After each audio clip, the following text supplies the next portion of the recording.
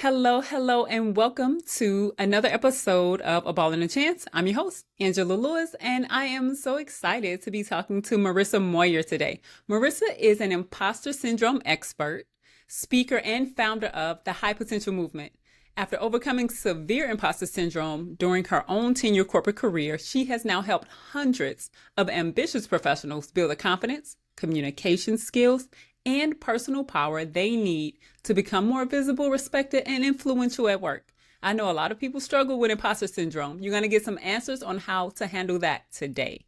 Her work approaches her approach goes beyond surface level confidence advice and helps people develop communication, mental and emotional skills they need to navigate the professional world with confidence, power, and competence. Marissa, thank you for joining A Ball and a Chance. Thank you for having me, Angela. I'm so excited to have this conversation today. Yeah, same here. You would think that people who work in sports are super confident because when we see sports, we see like really powerful people who have overcome obstacles, but that's not always the case. I want you to tell us about your background before we dive into some ways you help people deal with imposter syndrome. Yeah, of course. So I would describe myself. Okay, actually, let me start with a story.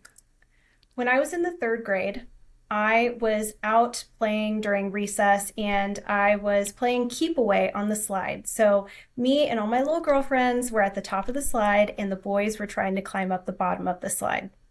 Somehow, in the course of this, I ended up being pushed over the ledge of the slide by one of my friends. I fell 8 feet to the ground and I shattered my right arm in Oh three my God. places. And I just can't make this up, Angela. As I was being loaded up into the ambulance by my third grade teacher, I looked up at her and I said, "But what about my homework?" So I say all that to say, I have just always been the type of person who really gives a crap, who tries hard, who feels like I have high potential in life. But I have also had to work through a lot and develop skills in order to embody that potential, in order to meet that.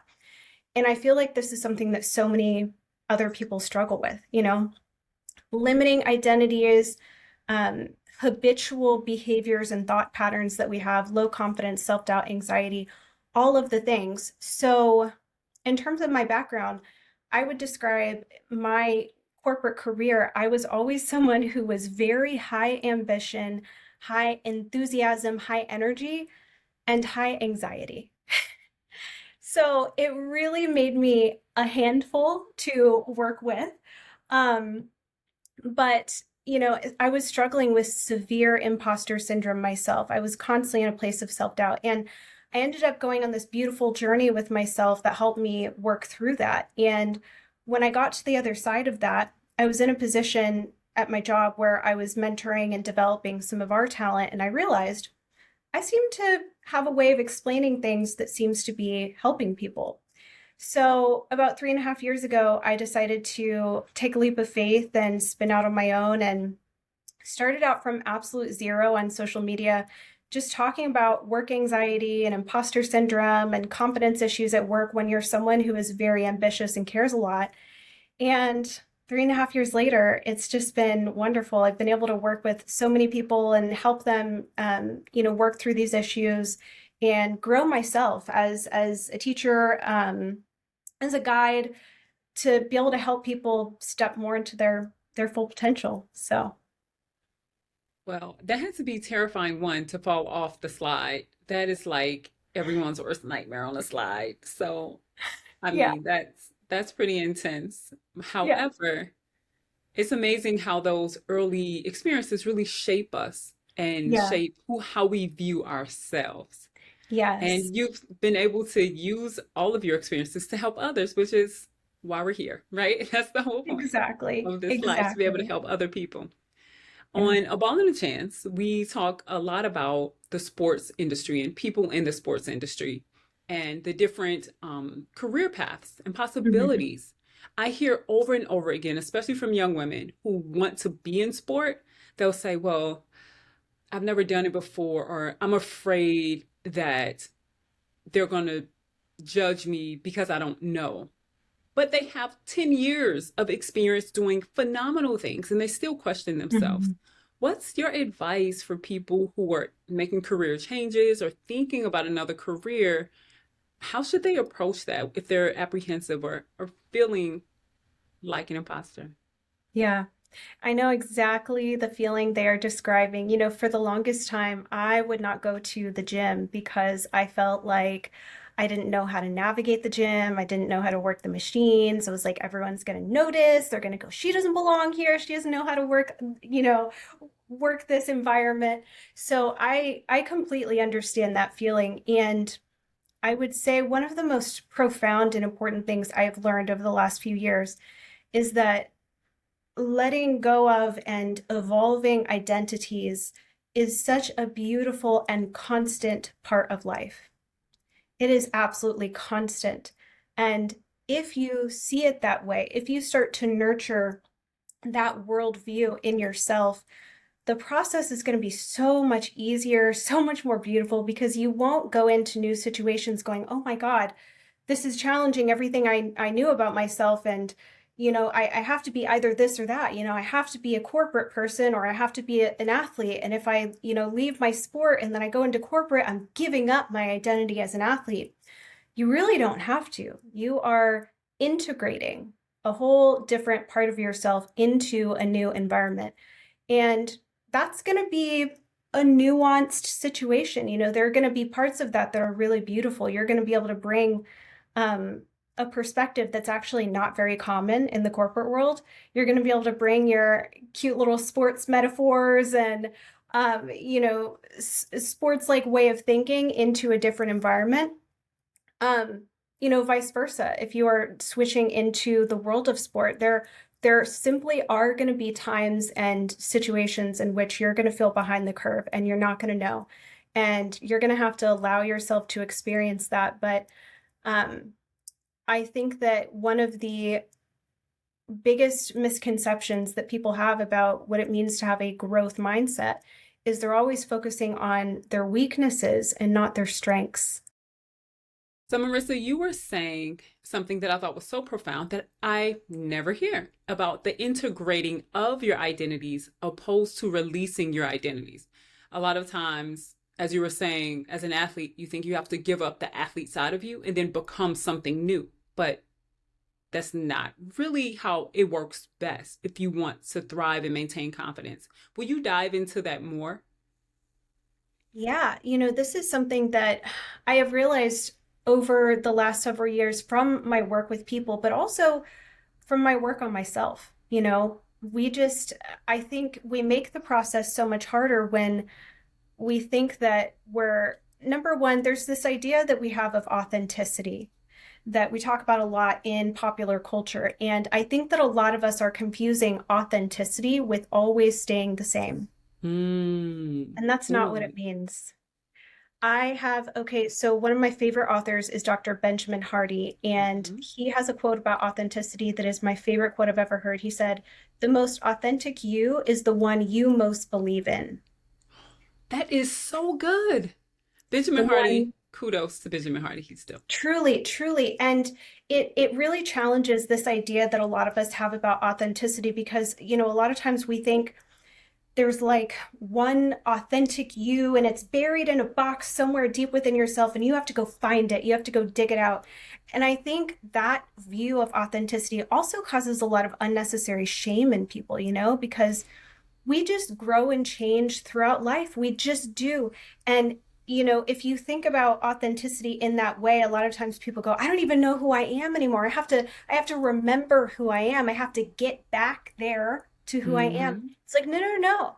You get to pick and choose what you want to keep, what you're ready to release with love. By the way, we can Mm-hmm. absolutely release parts and former versions of ourselves with love, with self compassion, going, oh my gosh, thank you so much. You served me, you helped me at the time that I needed it, and now I'm ready to move forward. And I'm not going to forget about you, but you just can't sit in the front seat right now, you know?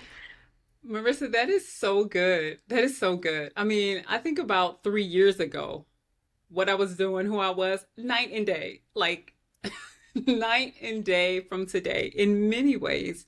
But to your point, it made sense at that time. And now Mhm. there's a different parts of me that I pull to the front that make sense here. And I love there's a level of what I hear you saying is there's a level of freedom with knowing that my authentic self is who I choose to be when I want to be her. And I get to choose that, not where I grew up, not my family structure, not what society says. I literally decide that I am this person and I get to live in that.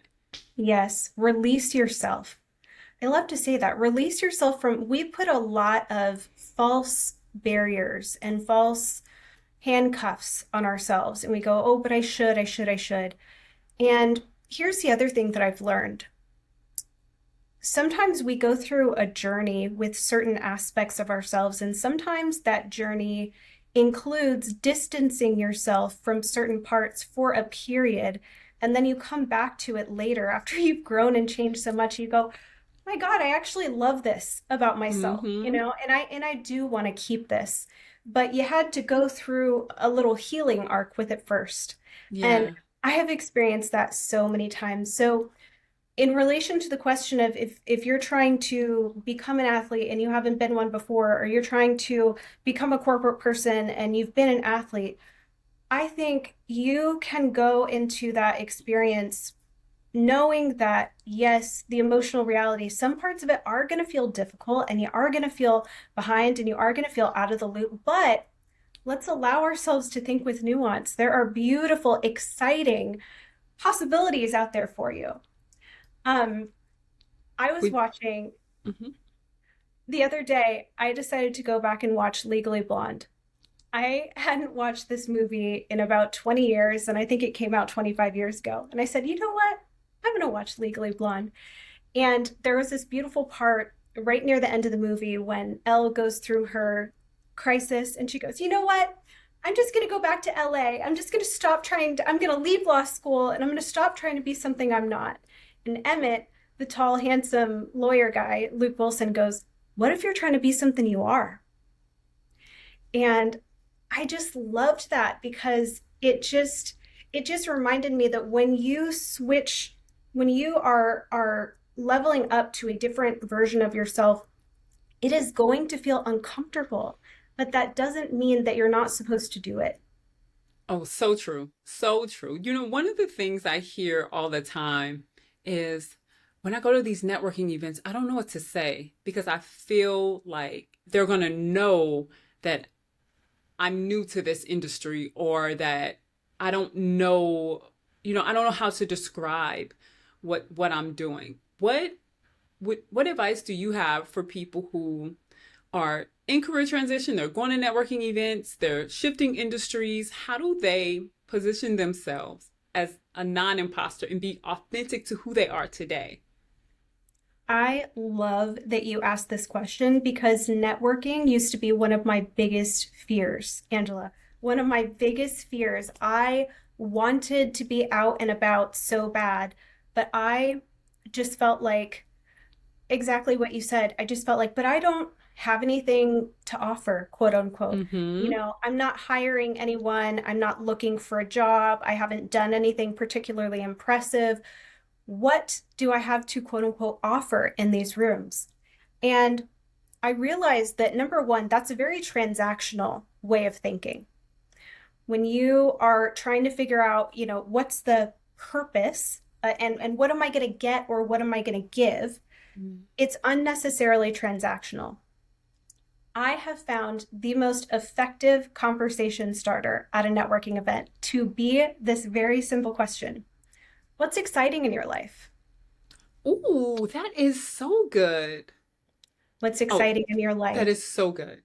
It's so easy. You can ask it to literally anyone. You don't have to have, I know, trust me, I understand the anxiety of approaching people that you don't know and just starting a conversation out of nowhere. That question works for that scenario.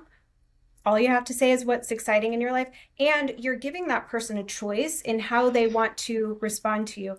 they can give you something professional or they can give you something personal. They can be like, oh, well, I'm about to go take a trip with the family. Oh, cool. Where are you going? And then you work up to the work conversation. And when you understand that your value as a human, your value in that interaction is not what you're going to get or what you're going to give, it's simply having a nice conversation. And I promise you, that's what people want to be doing at these events. They are Yes. it's so, it's really exhausting when everyone comes up and the first thing they do is here's my business card, and it's very clear what they're trying to get out of the interaction. People just want to have normal, relaxed conversations at these events. So that's definitely what I would That recommend. that is great advice because some people are in career transition where they literally don't have a job. So walking Yes. into those rooms and people are like, "What are you doing?" It's like, "Oh, well, I used to do this, but now I kind of want to do that, Yeah. and I'm hoping to do this." But to say what's exciting, that really just removes the tension of that for people. That is good. Yes. That's really good. I have one of my friends always says, and I want to hear your thoughts on this statement. Mhm. A mentor of his told him that imposter syndrome only happens to competent people because they actually are smart enough to know what they don't know, and they live in this mindset of I have to always get better. So because they're competent, they see their blind spots quite often. What are your thoughts on that? I do have thoughts, and I've heard this idea before, and I mostly agree with it. I will say the one tweak that I would make is that imposter syndrome only happens to people who really give a crap, Yeah, you to have to care. people who care, people who are high in what is called intrinsic motivation. They have a natural drive to do well, to do something meaningful. And the only reason I say I'll make a little tweak to that is because sometimes they might not be the most competent at something. However, they almost always have a drive to be self aware. Hmm. And I think that is Yeah. a beautiful thing. That is why I do the work I do, because I just love people like this. I go, I don't care if you're anxious right now. I don't care if you feel like you're a nervous wreck. I don't care if you're ruminating about work situations. If you feel like you don't have the tools to meet your full potential right now, the fact that you care that much is a beautiful thing.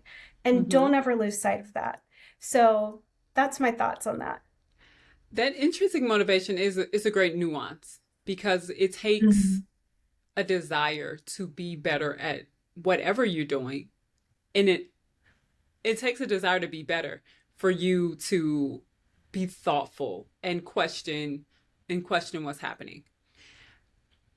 For those who are very thoughtful and intrinsically motivating, making mistakes knocks you down and you don't quite feel like it you can get up from mistakes.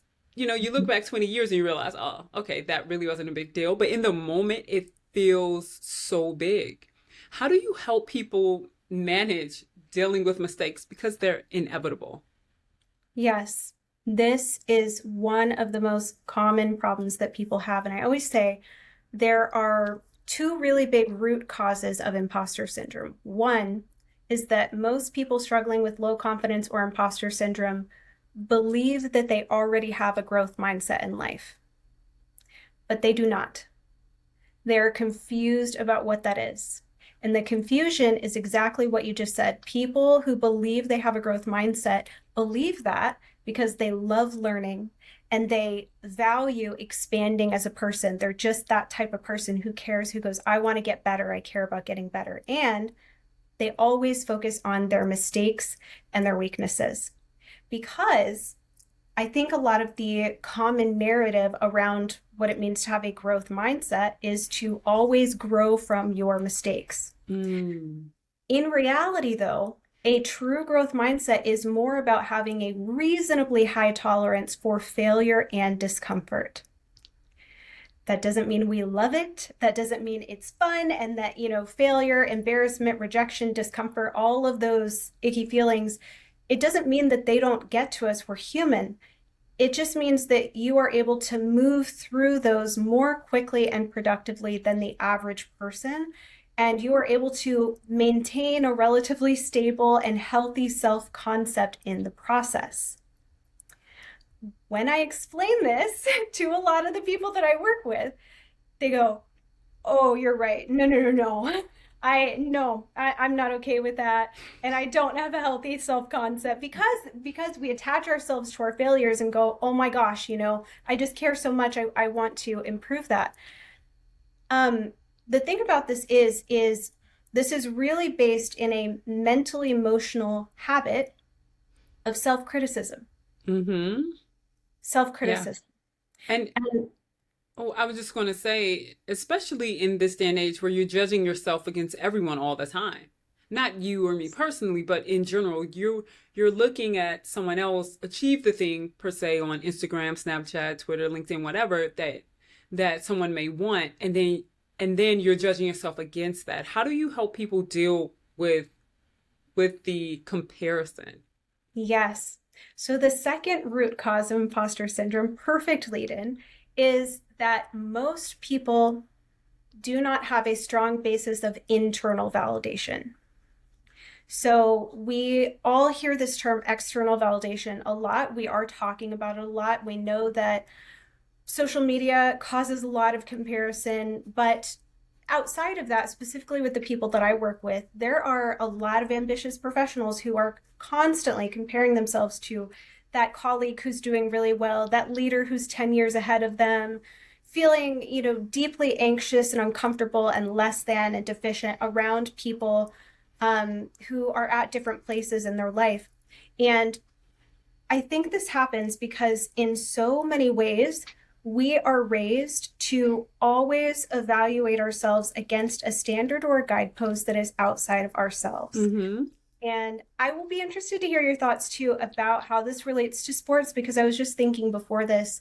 I thought, I mean, oh my gosh, you're ranked and graded in schools, but my God, are you ranked in sports? And you are commentated on, and it depends on what level you're at, but maybe people are talking about you in Girl. public.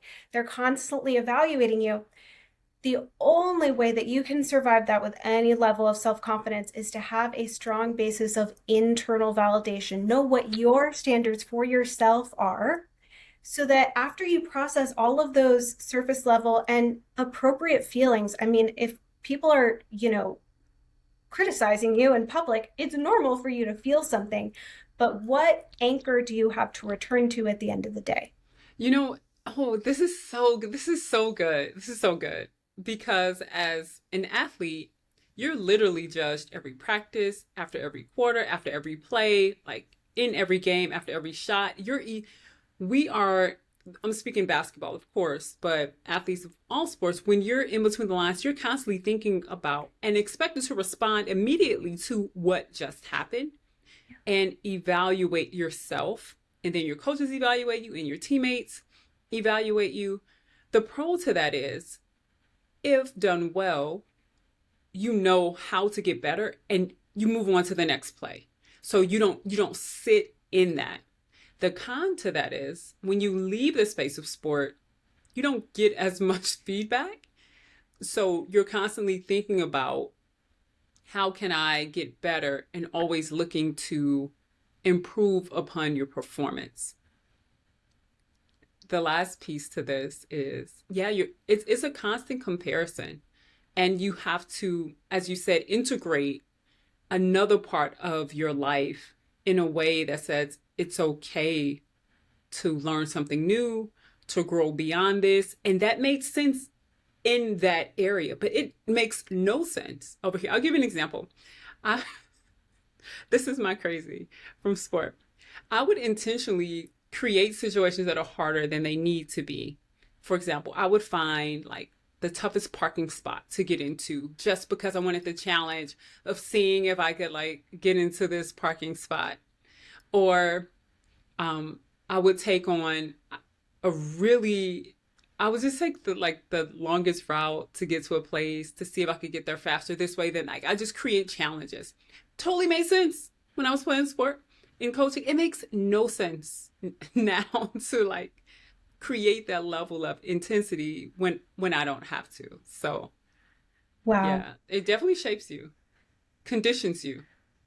This is I'm so glad you told me this because I'm really learning something right now and gaining some new perspective. And it's making me think about how I bet this is especially true for people in sport, but myself included and all the types of people that I work with, our productivity and upward movement focus is on 100% of the time. The doing function of ourselves is on 100% of the time.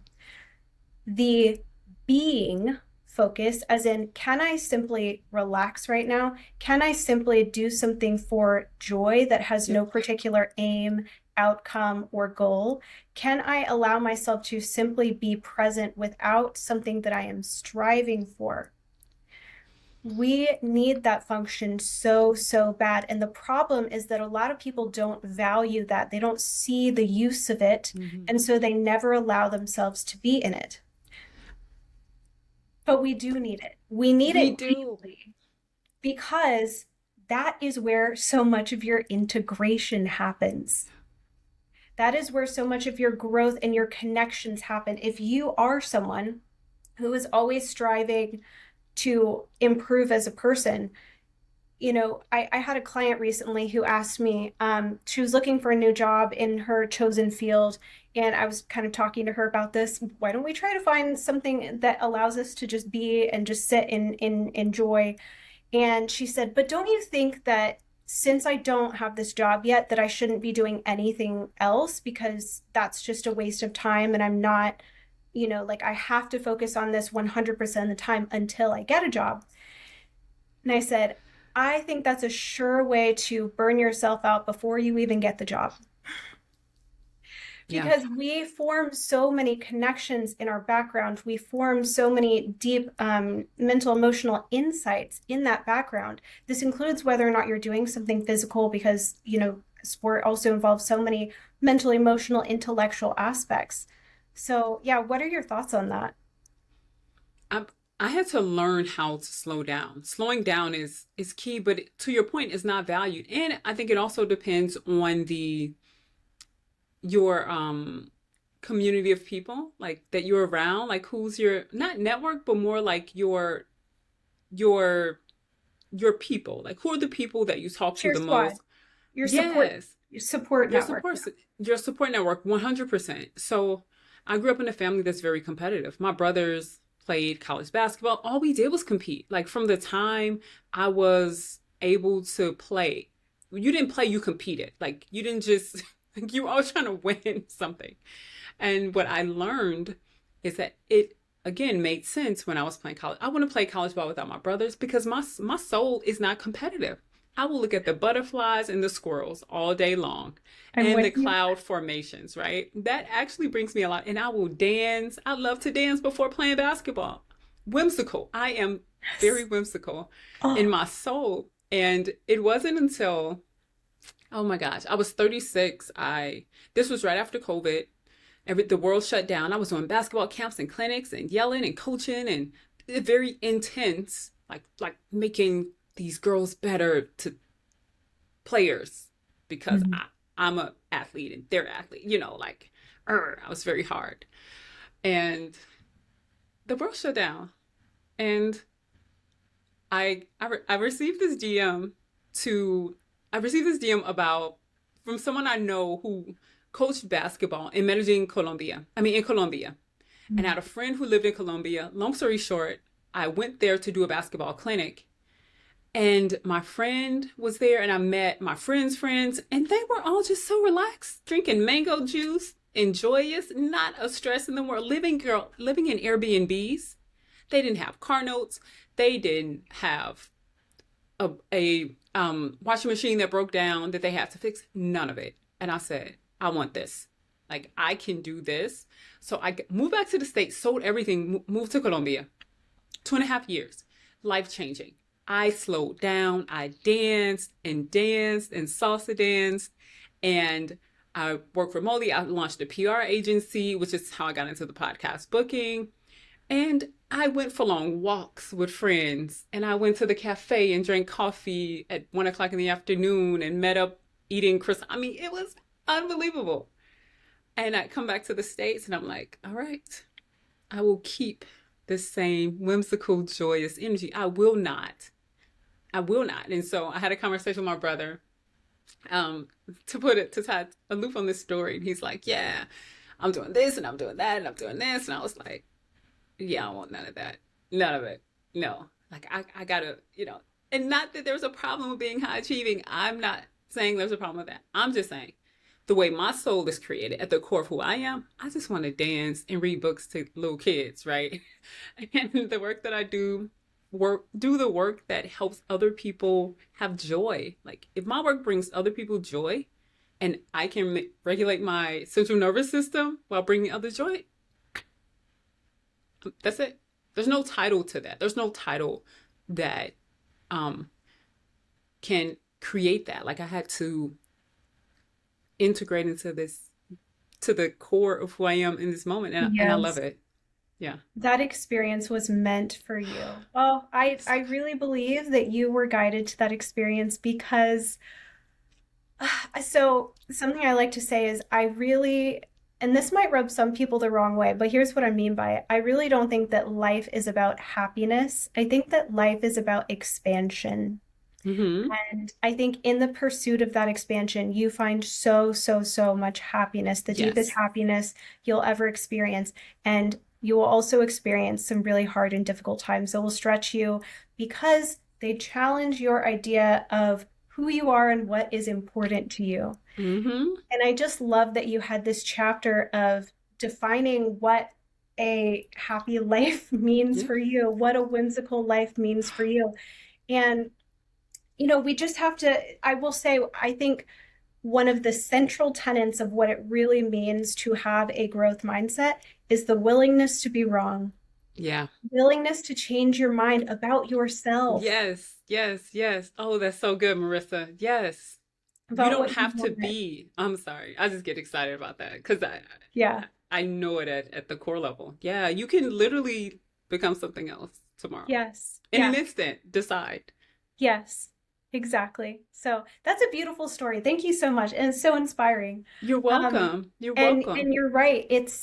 The rest of the world does not move like we do in the US. I mean, constant productivity and striving is absolutely glorified, most especially in entrepreneur culture, in corporate life, in the working world, work and constant movement towards a goal is really valued here.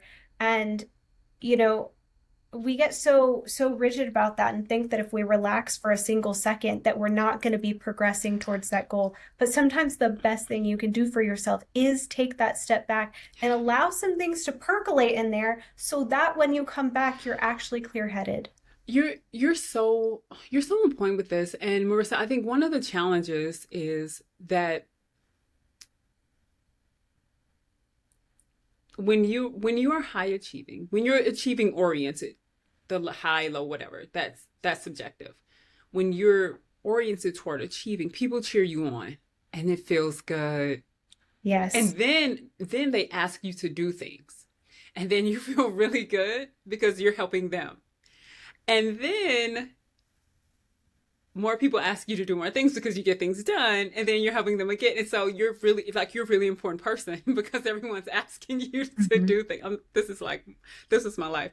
So I had to learn that you can't keep adding. You haven't done the 20 things you already committed to. Like, what are you doing? Someone called me today. Someone sent me a DM on LinkedIn, literally today, and said, this person told me to reach out to you. I'm doing this mentoring program for entrepreneurship, and we're looking for mentors once per month for 1 hour over the course of the next 6 months.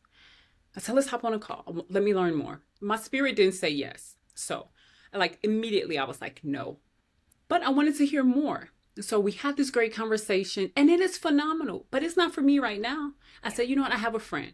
I have a friend who will be amazing. I'm going to connect you to her. So, I just love that. I just want people to know it's okay to say, not right now. This isn't for me. Let me find someone else for you. You don't have to take it all on because you're just going to be tired. Yes, You're just I going to be love that tired. you, number one, that is such strong self-awareness and it's listening to your intuition. And I agree so much. A lesson that I have learned over and over and over again throughout my entire adult life. And it really came home um, sometime last year to where I felt like I have finally learned this lesson and I'm now going to consciously engage in it instead of just letting it happen to me over and over again. The lesson is just because you can doesn't mean you should. Okay? Just because you can does not mean you should. Yes. There are so many things that we can do, and we have to understand that when we compulsively say yes to things, it's a lack of emotional regulation. Yes. And Ooh, to your point, it can also be seeking external validation in the form of feeling useful to people. yes. Mm-hmm. But it is okay to allow other people to struggle and to allow other people to feel disappointed. It really Yeah, is.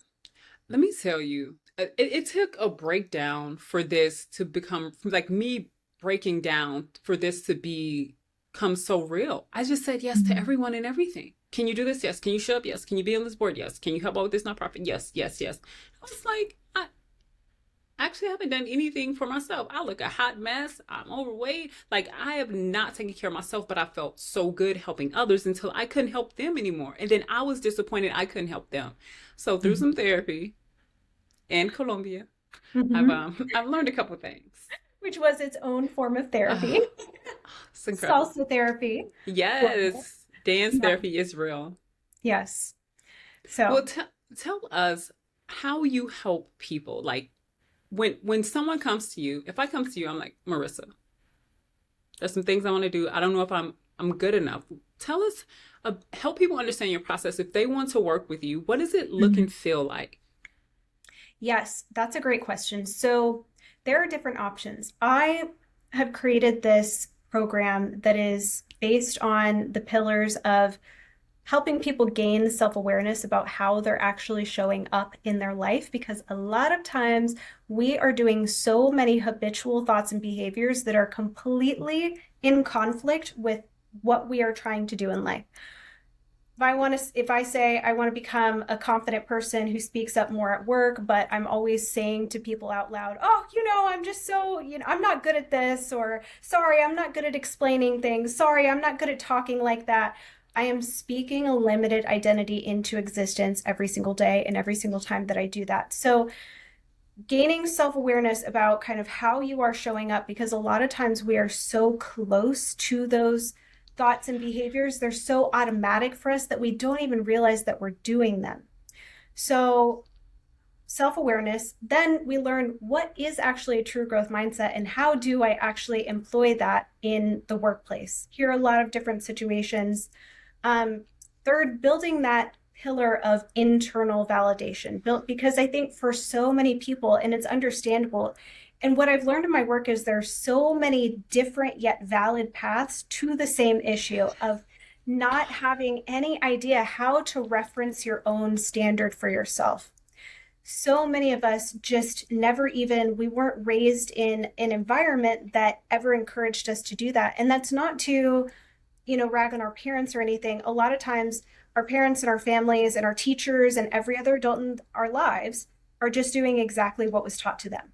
So only love for the people that shaped us. But as adults, what that means is that we have to relearn and consciously redevelop a relationship with having a real growth mindset and with ourselves in developing that pillar of internal validation. And then business communication skills. So I have a program that I've used with private clients for years, and I actually just started a low ticket community that helps everyone access that, even if you're an entry level professional. So anyone can come and access that, and we have live weekly calls and coaching calls and live workshops and everything like that. So I work with people one on one. A lot of times the work that I do with people is reimbursable by their employer, which is really nice because it counts as coaching, leadership development, emotional intelligence, whatever you want to call it. So yes, this is, and of course on my social media, I love talking about this stuff. It is all I talk about in my content across various channels, including YouTube now for long form videos, which is really Hmm. fun and is helping my teacher soul fly. So yes, that's the work that Well, I do with people. it is such important work, and I'm so happy that you're doing this work, that on the other side of all of your anxiety and your imposter syndrome, you were able to use it to create a way to help others, and their lives will be changed forever. And the people that's connected to them lives will be changed forever because of who they now become. And so kudos to you for going down the path to make sure that others' lives are better. If people want to reach you, Marissa, if they're like, look, I need to call her, how, or I need to get in contact, how do they access, how do they get to you? How can they reach you? Yes. So across pretty much all social channels, I am the Marissa Moyer, Marissa Moyer. And my website is highpotentialmovement.com. So Yes. where you can Check out find. Marissa. Check out Marissa, highpotentialmovement.com. I will put all of that in the show notes. Is there anything else you want to leave people with? One final thought. That's a good question. Is there? What if you're trying to be something you are? I really like that quote. What if you're trying to be something that you are? What if there's a whole new chapter of possibilities available for you right now? What if you're about to discover a whole new exciting aspect of yourself? What if this is going to be beautiful and hard and wonderful and scary all at the same time? And what if that's okay? Mic drop. Contact Marissa if you need help with getting there. Contact Marissa. I'll be sure to put the links again in the show notes. Marissa, Thank thank you you so so much. much I for loved reaching this. Thank out. you, Angela. This was so much fun. So much fun. And I look Agree. forward to staying connected. Yes, me too. Take care.